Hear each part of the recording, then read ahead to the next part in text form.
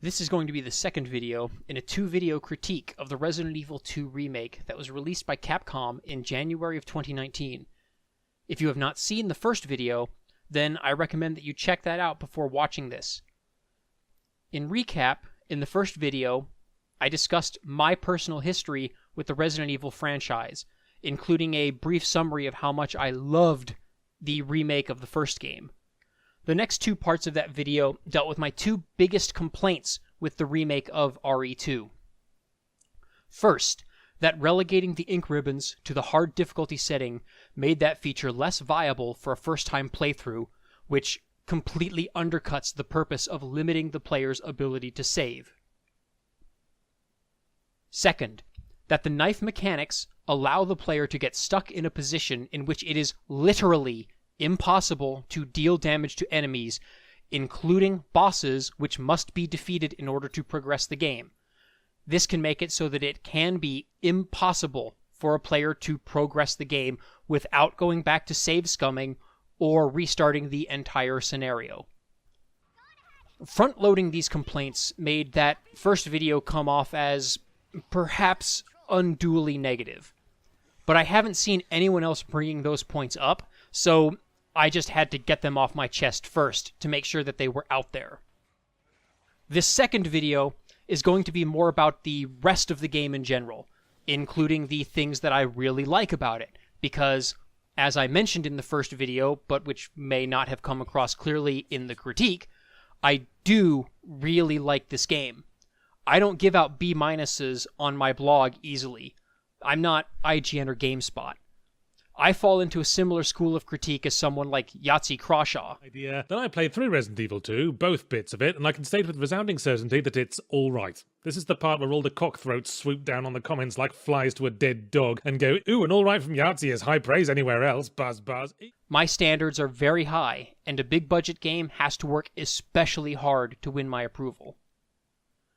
I also just have a very critical personality in general, and usually my first thoughts about anything are critical thoughts. There will also be plenty of criticism, hopefully constructive, peppered into this video as well. I don't do this simply to hate on the game. Again, I like the game. Rather, I am critical because I have high expectations. This game didn't quite meet those expectations, and I want to see future games be better. With all that being said, let's talk some more about the Resident Evil 2 remake.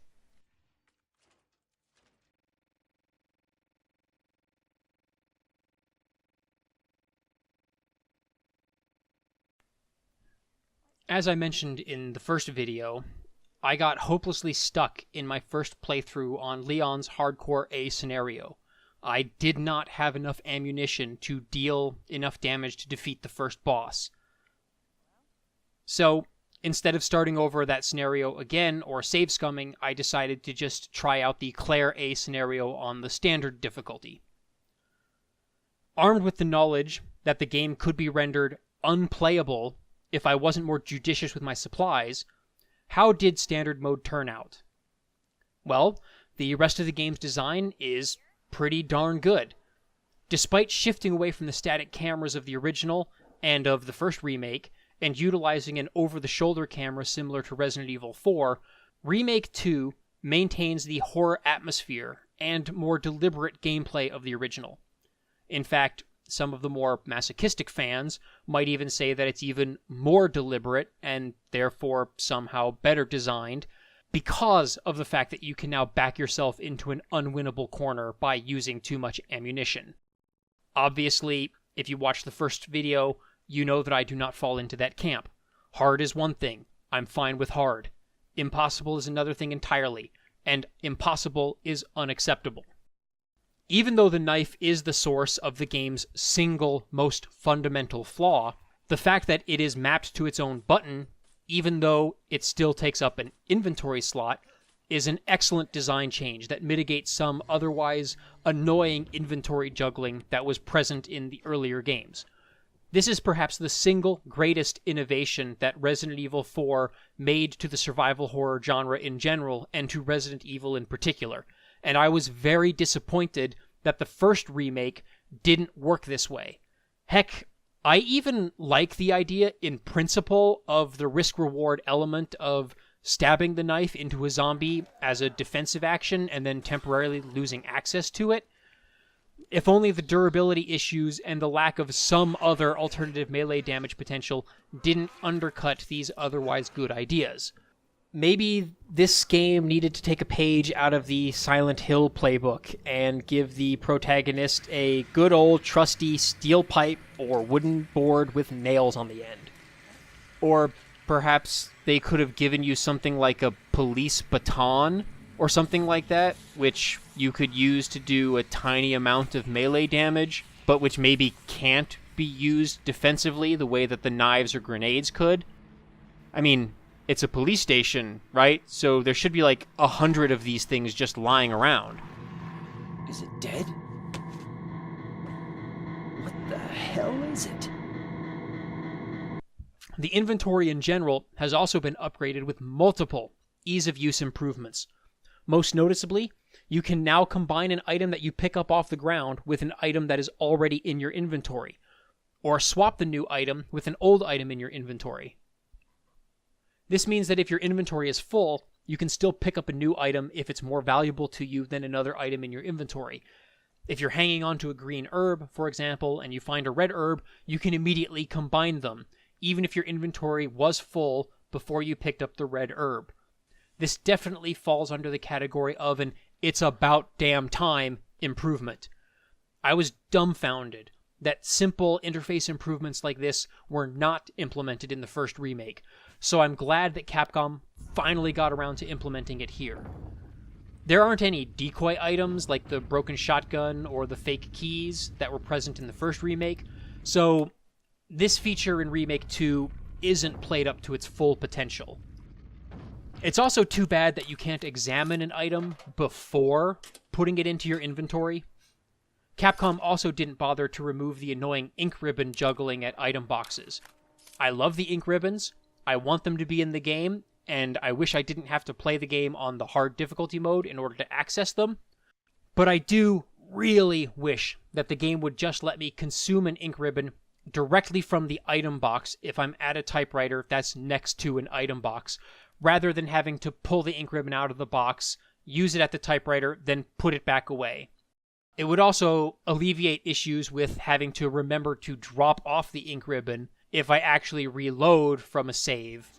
But hey, I guess they had to leave some improvements for Remake 3, eh? The map is also improved. Just like in the first remake, rooms are colored in red if you haven't found every item of interest yet. But this map goes one step further by also using icons to mark the locations of door locks, including, thankfully, which key is needed to unlock it, also incompleted puzzles, and even items that you haven't picked up. Hovering over the icon will even bring up a tooltip that tells you exactly what the item, puzzle, or lock is. So even if you're playing on a smaller TV or monitor, and you can't really discern the icons clearly and tell what the heck they're supposed to represent, you can still read the text to know what they mean. This finally brings Resident Evil's maps up to being on par and maybe even a little better than the brilliant maps of the first 4 Silent Hill games. Congratulations, Capcom.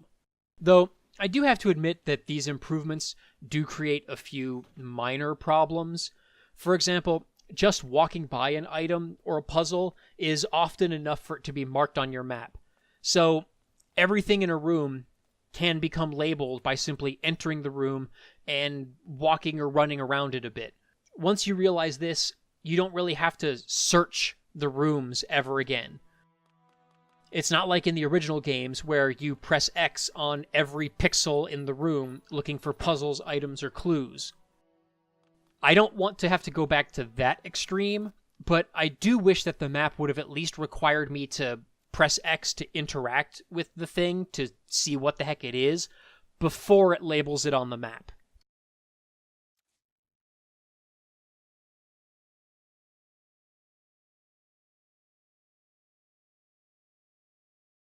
In the first video, I mentioned how the damage modeling for zombies is different and probably completely contrary to what you might expect. This game actually encourages you to go for the legs rather than the head, which gives the game a feeling a little reminiscent of Dead Space. Despite the counterintuitive nature of this design, I actually really do like it. Not having a singular, optimal way to kill the zombies via a headshot gives the player more options in how to deal with threats, and it makes the combat a lot more strategic. Every option is a viable option, and how you deal with a particular zombie is up to you and what your particular resource constraints are at the time. As I said in the earlier parts, fighting against the fallacy of sunk cost in my own brain was one of the biggest challenges that I had to overcome in this game.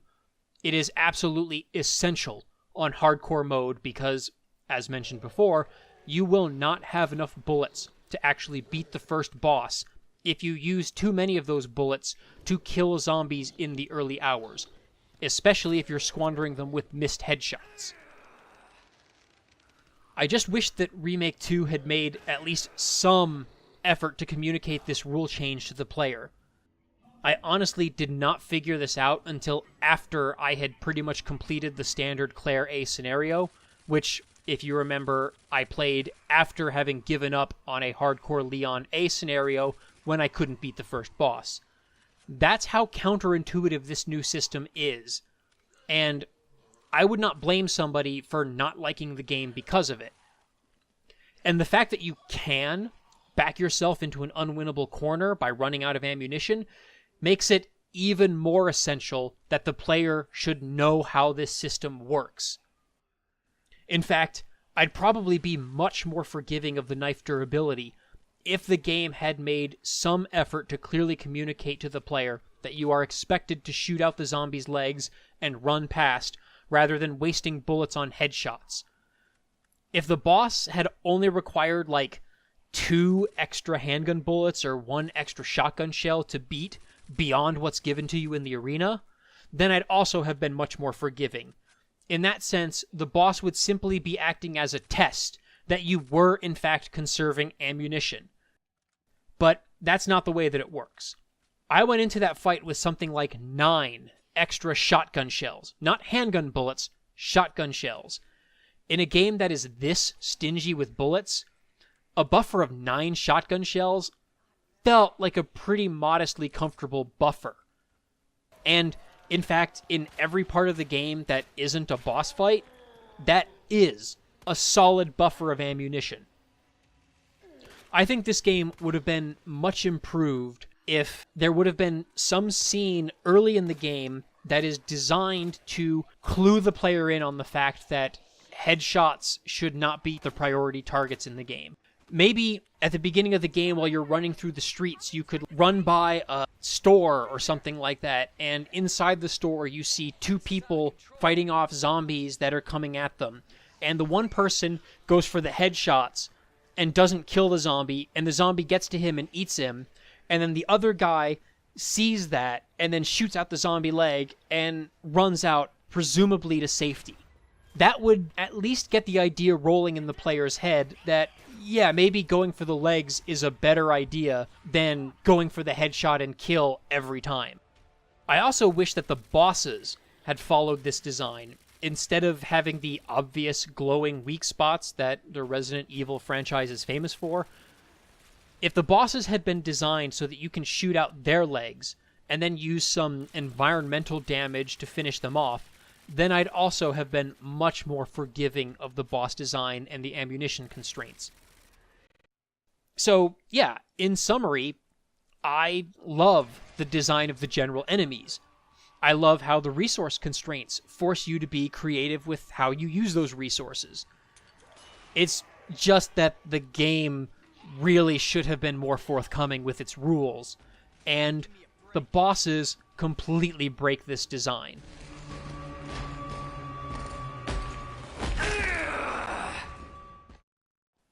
I also really like how the exploration in Remake 2 is completely seamless. There is not a single loading screen or interruption of the game flow other than the occasional cutscene. This is a far cry from the original Resident Evil and even of the first remake, which had a loading screen at every single door. While these door loading screens did add a certain degree of atmosphere to the game, they also slowed down the pace considerably and allowed for very cheap and easy get-out-of-jail-free cards. You were safe if you could just get to a door before a zombie or other enemy could get to you first. Those enemies were always unable to follow you through those doors, with some small exceptions. This is not true in Remake 2 at all. Other than the safe rooms, going through a door does not save you. Zombies will push open the doors and follow right behind you, as will Mr. X. It does mean that I wish there were some mechanics for barricading doors, analogous to boarding up the windows, or locking doors from behind you. In all fairness, that's kind of a lot to ask for, and it would also lead to a lot of other problems, such as the player potentially accidentally barricading a doorway, such that it's impossible to get back to some place that is critical for game progression. The game map is also designed such that you are occasionally unlocking shortcuts and alternate paths that make future traversal easier or less dangerous. This is another design element that the Resident Evil series has always been good at, and which FromSoft is probably the current masters of. Further, the fact that you're not killing every single zombie that you come across because of ammo constraints and other factors means that a lot of the backtracking that you have to do is still dangerous and tense. Zombies crawling along the floor because you shot out their legs are still potentially dangerous, and you have to be mindful of them. I still did not like this mechanic overall as much as I liked the Crimson Head mechanic of the first remake, but it is still a general improvement to backtracking over the original games.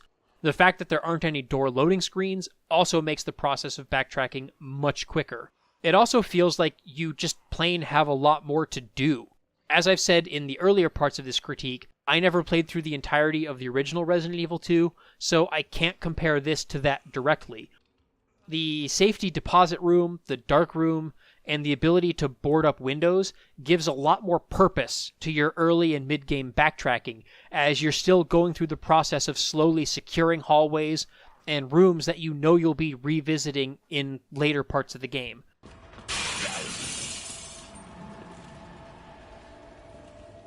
The police station, in particular, is survival horror map design at its best.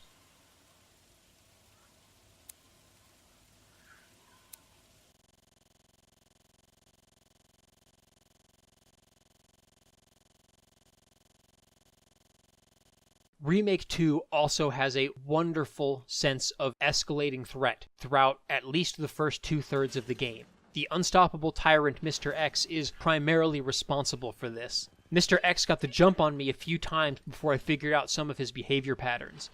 In the meantime, however, he provided some of the best jump out of my seat, oh shit moments of the entire game, and maybe even some of the best of any horror game I've ever played. His relentless pursuit manages to provide a nice kick in the pants to keep you moving for a large chunk of the middle of the game, and he makes exploration a lot more tense and threatening. Mr. X actually sort of solves one of the few small hiccups in the first remake's design, which is that Mr. X blocks certain routes and forces you to take an alternative route, which may cause you to run through rooms or halls that still have unkilled zombies or in which more zombies or lickers have since spawned. With Mr. X bearing down on you in Remake 2, however, you may not have the time or space to make precision attacks against these enemies in the room. You'll have to improvise.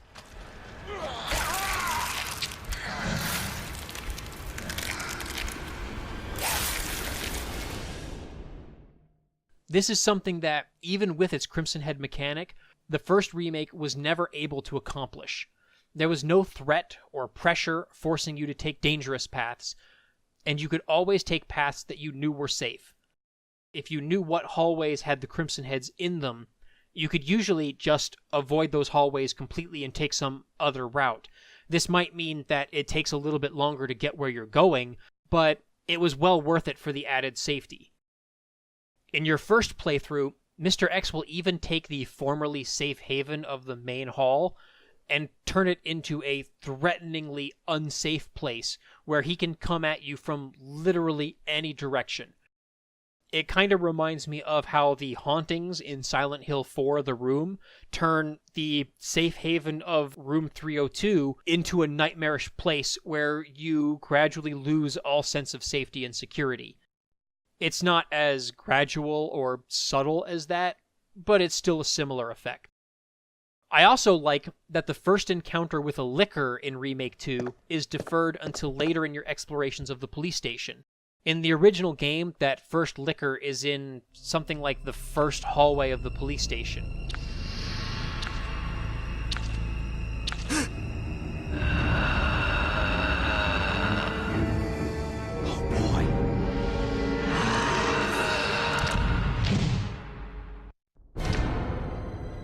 Remake 2 teases at the licker's existence in this same hallway, but you don't actually see it or fight it until later on, except in the B scenario. This helps to build some extra anticipation and tension as you wait for this mysterious creature to show up. If you've already played the Resident Evil games, you know what it's going to be, but if this is your first time playing Resident Evil 2, then it's probably going to be pretty terrifying. Then again, I guess the first Resident Evil 2 also had an extra 20 or 30 minutes of exploring the city streets and fighting or running from zombies before you even got to the police station. So, I don't know, maybe it balances out in the end. You're also going to have much better weapons by the time you actually get to that first licker encounter. So, that first licker might actually be really easy to deal with if you just pull out the shotgun or the grenade launcher. Putting that aside, however, this game, in general, does a fantastic job of building and maintaining tension. Part of that is the severely limited ammunition and health items, part of it is the legitimately tough enemies, and part of it is just a well-constructed atmosphere and that persistent sense that threats can come from anywhere at any time. I was really surprised and impressed with just how few scripted, gimmicky jump scares there were in the game, and how far between they were. In general, the atmosphere here is helped by the fact that the environments also seem to be a lot less whimsical. This is the opposite of the approach that was taken for the first remake, which even further gamified many rooms and puzzles of the Spencer Mansion. Again, I'm looking at you, Portrait Gallery Puzzle. Not to mention all those extra doors in the foyer of the mansion, which, I don't know, to me kind of disrupts the elegance of the room and makes it look more video gamey. Not quite your ordinary house, that's for sure. But whatever. Remake 2 replaces a lot of the gamey set pieces and puzzles from the original Resident Evil 2 with more believable locks and barriers. Yeah, there's still the crests and the secret doors and stuff like that. At least all those annoying block and statue pushing puzzles are gone. Just completely gone.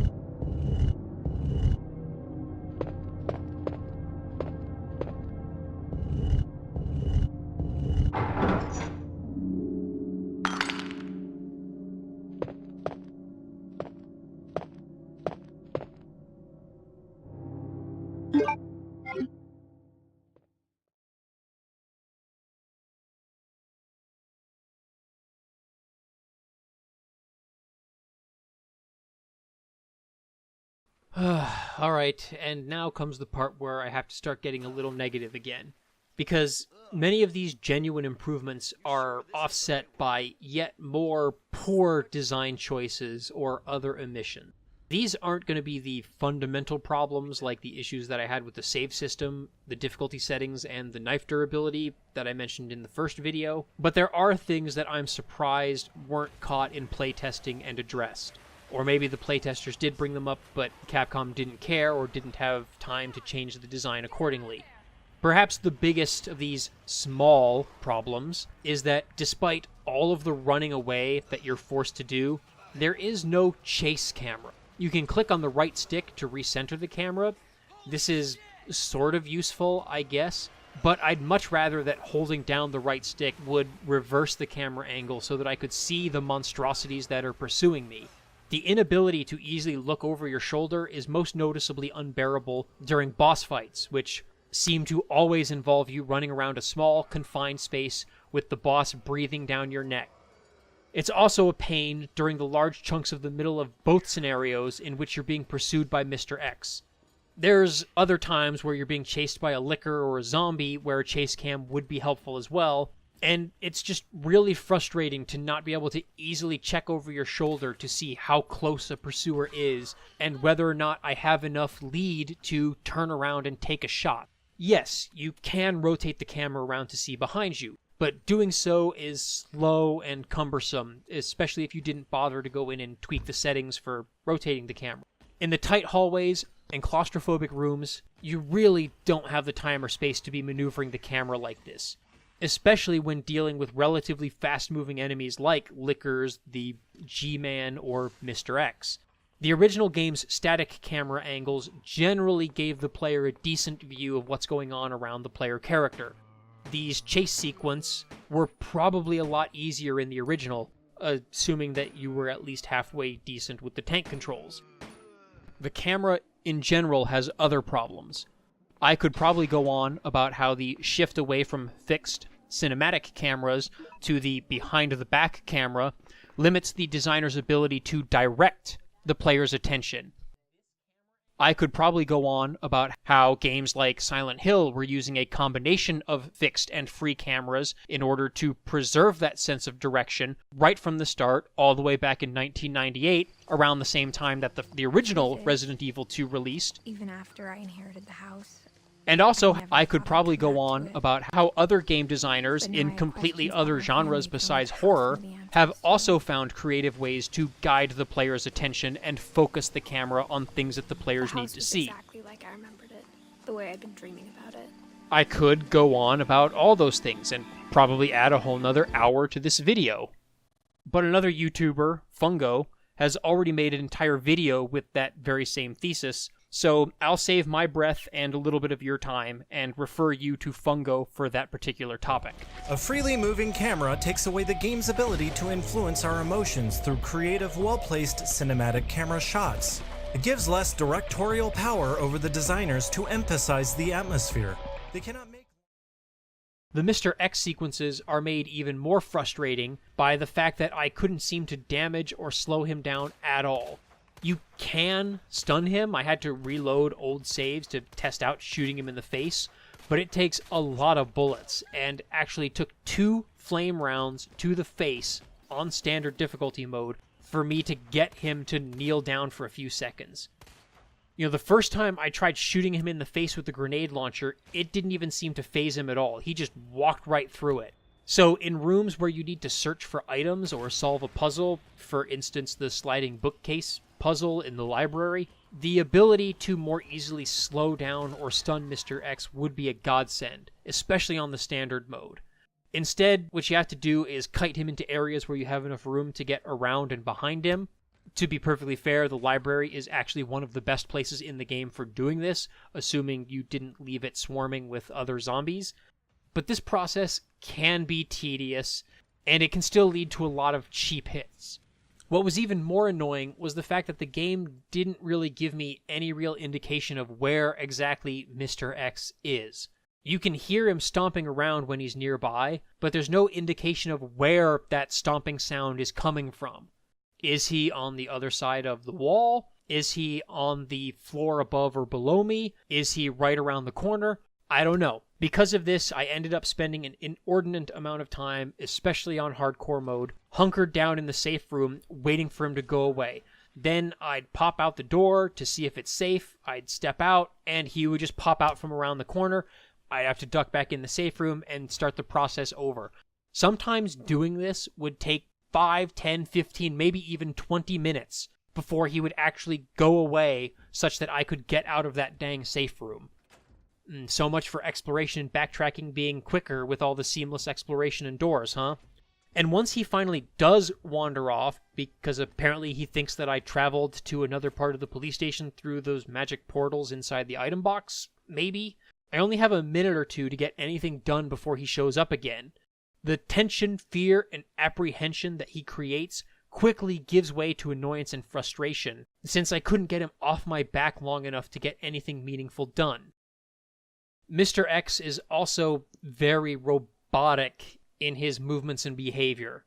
For instance, some zombies will occasionally climb over a desk or table to get to you if you're just kiting them around the table. But for some reason, Mr. X won't. He never runs to catch up to you. He can jump down from the balcony of the library, but I've never seen him jump off the balcony of the main hall, nor can he ever jump up from the floor to the balcony. Just in general, he never behaves in unexpected ways other than the occasional obvious teleport for a scripted moment.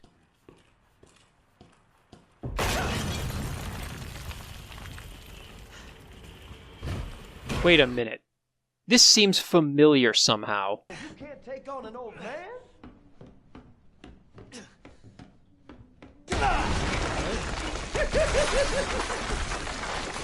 You're wasting your time. What a ripoff. Unless... Oh, okay. Carry on then. Mr. X walks at a constant pace, follows you in predictable routes, and is generally easy to avoid. Most of the difficulty in dealing with Mr. X isn't dealing with the tyrant himself, but rather making sure you don't run right into the waiting arms of a zombie while you're avoiding Mr. X. Eventually, he becomes less of a threat and more of just a tedious annoyance. In an even more general sense, I feel like he's overutilized. His persistent pursuit is a bit too persistent, as you can never get clear of him for more than a minute or two. The police station isn't very big, after all, but this constant exposure makes him less intimidating as you come to realize just how gamey he is.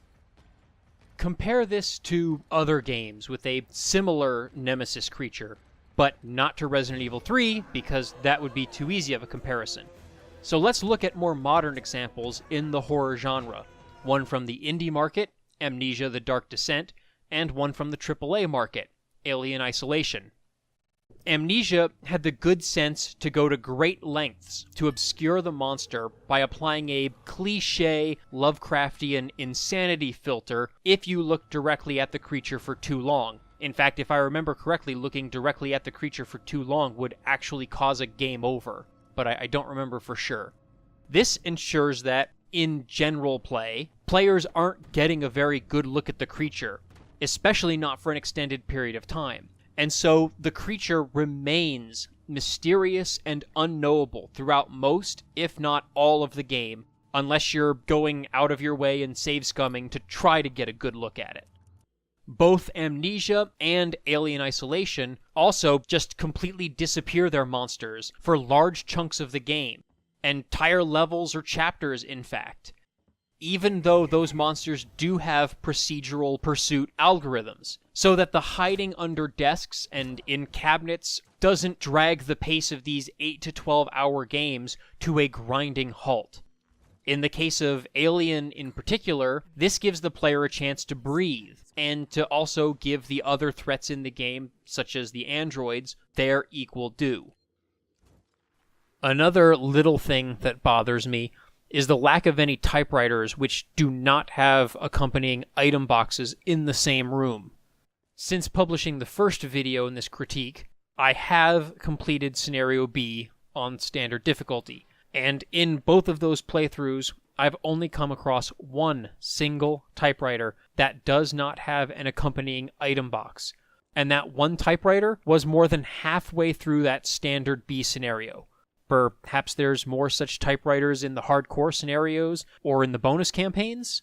If there is a typewriter somewhere in the game that does not have an accompanying item box, then feel free to tell me in the comments how stupid I am and how the fact that I haven't 100% completed the entire game makes me completely unqualified to even create a critique like this. In the original Resident Evil and in the first remake, the very first typewriter that you find, which was in the foyer of the original game and in the dining room of the remake, I think, that first typewriter does not have an item box in the same room. And I'm pretty sure that there's also another typewriter in the guest house that doesn't have an item box next to it.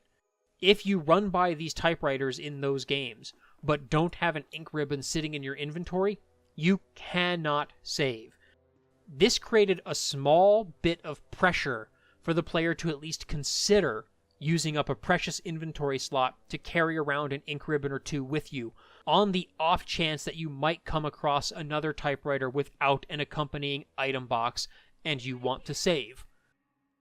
In Remake 2, that consideration is completely absent. The first typewriter in the reception hall of the police station has an item box.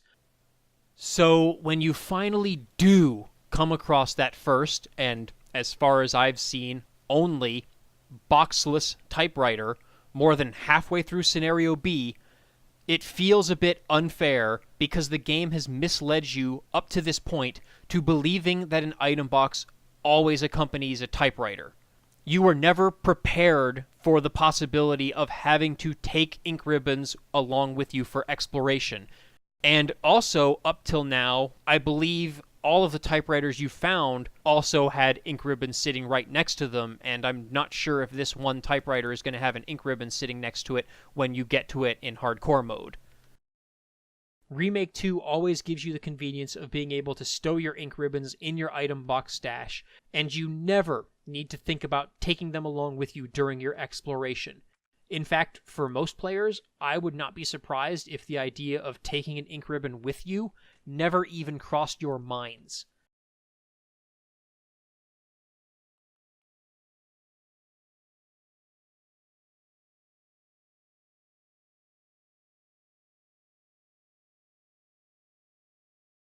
The story itself is also full of cliches and contrivances, especially where the Sherry character is involved. I also have some minor complaints with some of the game's characterizations and writing. I'm willing to hand-wave those away, however, because A, this is a Resident Evil game, and I'm not exactly here for the quality writing. And Jill, here's a lockpick. It might be handy if you, the master of unlocking, take it with you. Thanks. Maybe I'll need it. And B, I never played through the entirety of the originals, as I've said several times, so I don't know or remember if this is worse writing, better writing, or if it's just staying true to the original characterizations, or if it's completely bastardizing them. I don't know. That being said, a better written story would definitely be an effective way of pulling the player more into the horror, and this game just flat out doesn't. Why exactly are we going to this police station? Why exactly are we staying in the police station after we find out that it's overrun with zombies? There's no reason for us to stay any longer than necessary. Let's split up, look for any survivors, and get out of here. Right. Why is this little girl locked in a room in which the obvious route of escape is secured by nothing but duct tape?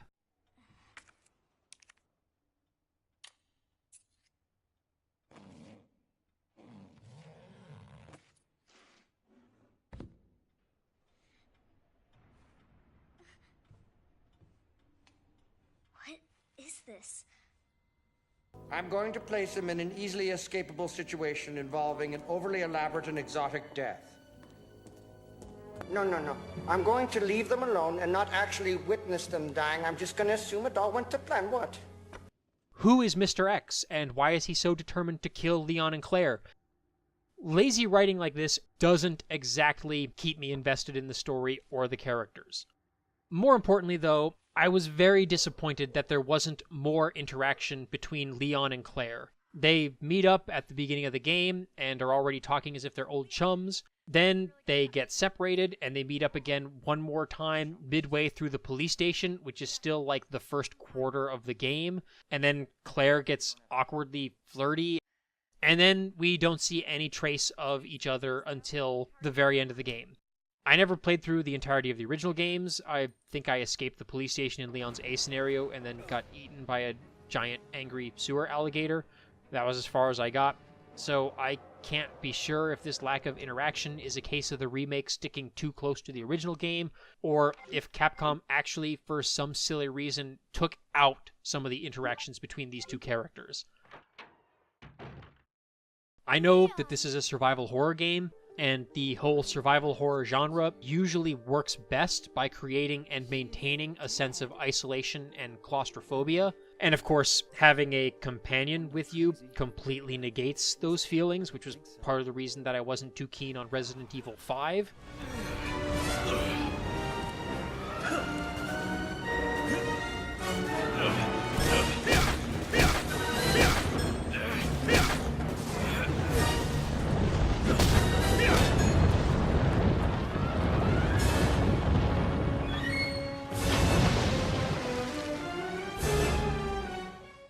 On the other side of the coin, giving you a helpful companion and then taking that companion away can also create a feeling of isolation and helplessness.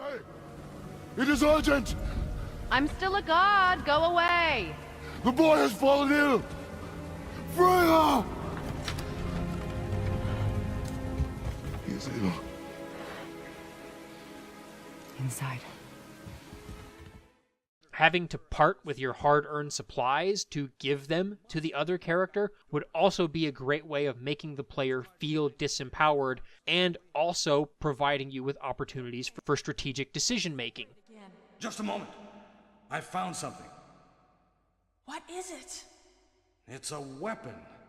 It's really powerful, especially against living things. Better take it with you. But how about you, Barry? I have this. Thank you. I'll take this then.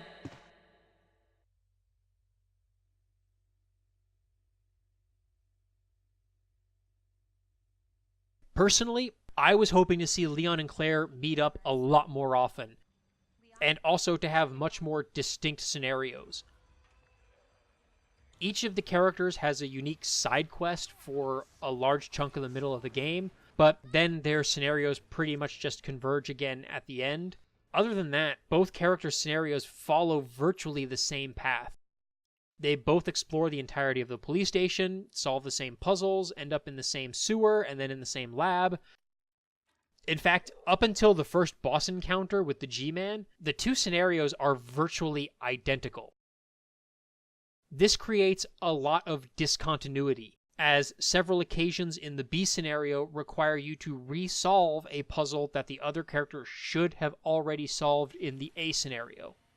I expected that the characters would be meeting up more often and handing off equipment and weapons to each other. I expected that supplies left behind by one character might be accessible to the other character. I expected that each character would explore completely separate areas of the police station and also parts of the town that the other character never sees. There's like one small set of rooms in the police station that I think is mutually exclusive between the two. I expected them to maybe even cooperate to solve a few puzzles, or maybe even bail each other out of some life-threatening Jill sandwich situations. I expected there to be more exploration of the city. I expected that the Crimson Head mechanic would return in some form, maybe such that zombies that aren't killed and burnt in Scenario A would show up as Crimson Heads in Scenario B. None of that happens. Here's an example of a possible scenario which would take place basically right at the start of the game. In Scenario A, Claire enters the east hallway through the main lobby. She kills the zombies.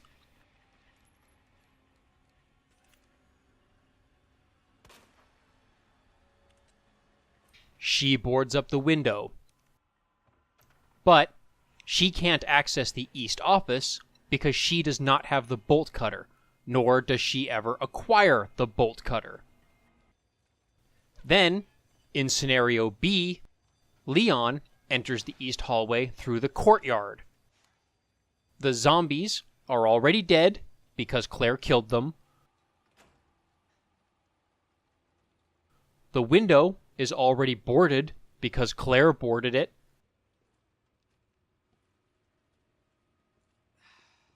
Leon has the bolt cutter, so he can open the east office and explore it.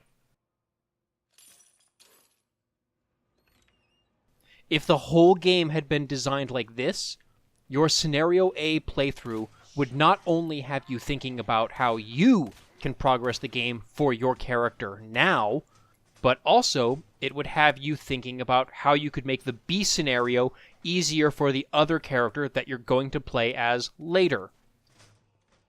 Put simply, the Resident Evil 2 remake is not doing anything that the first Resident Evil and its remake didn't already do. The original Resident Evil had 2 playable characters who explore the mansion in a different order, meet different NPCs, and have slightly different experiences. But overall, they both play through the same story and the same plot. That's how the remake of Resident Evil 2 feels as well. Like the A and B scenario are just playing the same game, but with a different character and slightly different order of exploration. It does not feel like what it's advertised to be, which is you playing the same events from 2 different characters' points of view. Heck, when the game was first announced, I was actually expecting that we might even see some clever and creatively novel co-op multiplayer mode, where the 2 players are playing the 2 characters' scenarios in parallel, but not in the same place at the same time. You'd meet up for some critical plot points, puzzles, or boss fights, but would otherwise be completely isolated from each other for the majority of the game, unlike Resident Evil 5, where you're tagging along with each other the entire game long. Decisions that one player makes would affect the other player in real time. Like, for example, maybe I kill some zombies in an area that the other player will visit later, so those zombies are dead when that other player gets there. Or, inversely, they are turned into Crimson Heads because I neglected to kill and burn them. Or maybe weapons or supplies that I don't pick up because I don't have enough inventory space would be available to the other player. Or maybe if I solve some puzzle or make some loud noise on one end of the police station, it might lure Lickers and Mr. X away from the other parts of the map towards me, which might free up the other player to more freely explore those now empty areas without those threats. It wouldn't be a small order. Capcom would have had to have come up with some clever ways of handling the death of one player or the other. Like, would it send both players back to the last checkpoint or save game if one player dies? They'd be separated and isolated, so it wouldn't be like other buddy co-op games where you just run up and heal the other player. Capcom would also have to come up with some systems for gating one player's process while waiting for the other player to catch up, while also still providing that first player with something to do. At the very least, I guess maybe the leading player could tap into a CT television system and maybe watch the other player through security cameras using fixed camera angles too, which would be like a cool little throwback to the original games. Maybe that player who's in the lead watching through the CTV system could even give the other player hints over an intercom. Hey, there's a zombie behind you, look out. Oh yeah, you can try solving that puzzle by doing X, and so forth. There would also have to be some kind of drop-in, drop-out mechanic for players who don't have friends who are going to play the game with them, but this is the sort of experience that would definitely be best for 2 friends to play through, not just with rando strangers. They might even had to have gone to the trouble of having an AI to play the other character if no human player is available or willing. I would say the fallback would just be, if you don't play it in multiplayer, you play Scenario A, and then you play Scenario B, just as it is. Yeah, it would have been tricky, but it also would have been awesome. Possibly. Maybe. It would have been doable with a little bit of creativity and a solid creative vision from the game's director and designers. Resident Evil 5 did most of this stuff almost 10 years ago. In the decade since Resident Evil 5 released, games like Demon's Souls, Dark Souls, Bloodborne, Dragon's Dogma, Monster Hunter, and others have blurred the line between what is a single-player game and what is a multiplayer game, and they have completely redefined the manner in which players can influence each other's game worlds and experiences.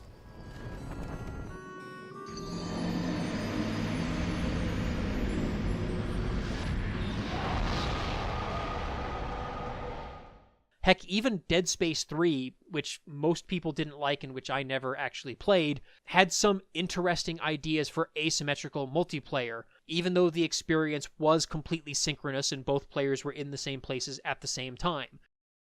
Being able to play Remake 2 together with a friend would have been very welcome, and I'm really bummed that we didn't have an opportunity to experience it like that.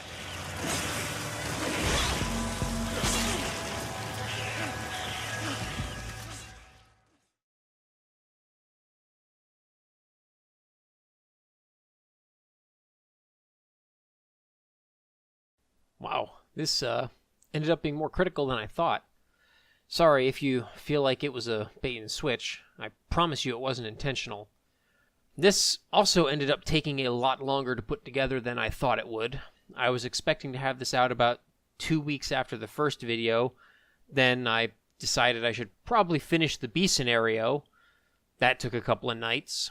Then I decided to re-record most of the narration based on feedback from the last video, and I took that opportunity to sneak in a bunch more commentary and examples than I had originally planned and scripted. I definitely don't want viewers to walk away with the impression that I hate this game. I don't. I do think that it's a very flawed game, but it is a good game. And it's always important to remember that we can be critical of the things that we like. That's what makes them better. The Resident Evil 2 remake is certainly more true to the spirit and design ethos of the classic survival horror games than most horror games that have come out in the past 10 to 15 years. It certainly isn't a campy, schlocky, set-piece-oriented action shooter like Resident Evils 4, 5, and 6, or The Evil Within, or some of the Dead Space games, or other mainstream horror titles of recent memory. If Capcom were to decide to give this treatment to Resident Evil 3, or even to do a remake of the first Resident Evil, I'd definitely give those games a try too, and I'd probably also enjoy them. I'll certainly be a lot less hyped about those games, and a lot more cautiously optimistic about them than I was going into this release. I'll also certainly hope that Capcom learns some lessons if they decide to develop further games or remakes in the Resident Evil series, and that they'll hopefully fix or address many of the issues that I've presented here. If you enjoyed this video, whether you agreed with its points or not, then I highly recommend that you check out my blog at www.megabearsfan.net for more reviews and criticisms of other games, movies, TV shows, board games, and whatever content tickles my fancy.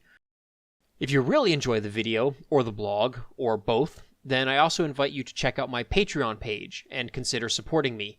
The money earned will go towards production of new content, the maintenance of the Mega Bears fan site, new software or recording equipment for these videos, and also towards the purchase of old secondhand games for the purposes of research. As I hit my goals, I also intend to make matching donations to charities or nonprofits. The specific charities or nonprofits are yet to be determined. I'll probably select a few causes that are meaningful to me, and then put the specific charity or nonprofit up for a vote by my patrons. I'll cross that bridge when I come to it. So, at least some of the money that you would contribute would go to a good cause. In the meantime, thank you for watching, and I hope I'll see you back again for future videos. Peace and long life to you.